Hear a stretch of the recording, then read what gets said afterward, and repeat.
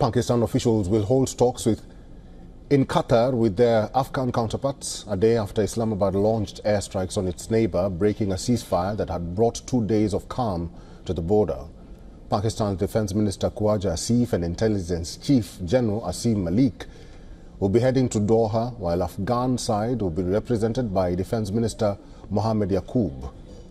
The 48-hour truce, which paused days of intense fighting, was declared broken when Pakistani airstrikes hit Afghanistan's eastern Paktika province.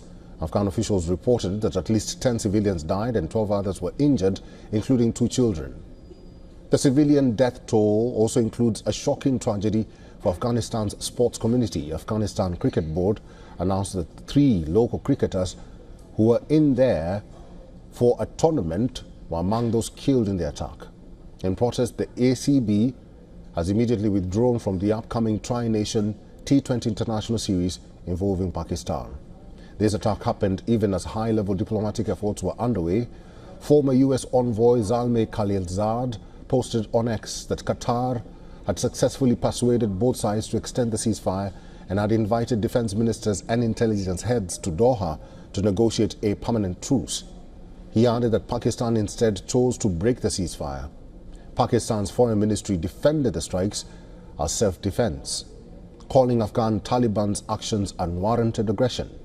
The spokesperson stressed that the strikes only targeted terrorists.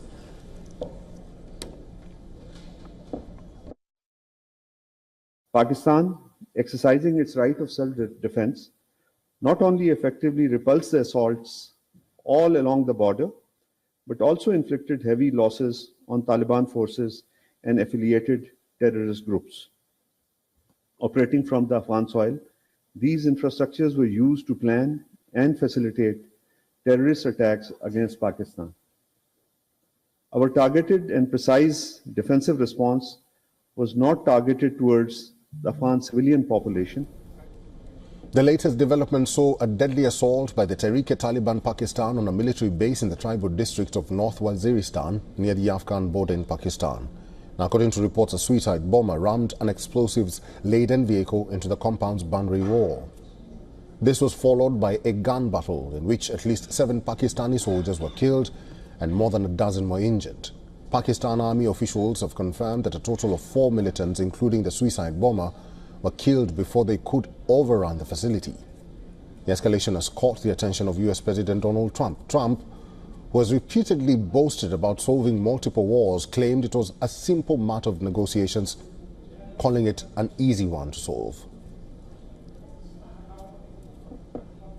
This is pretty much the last one, although I do understand that Pakistan attacked, or there is an attack going on with Afghanistan. That's an easy one for me to solve if I have to solve it. In the meantime, I have to run the USA, but I love solving wars. You know why? I like stopping people from being killed, and I've saved millions and millions of lives, and I think we're going to have success with this war.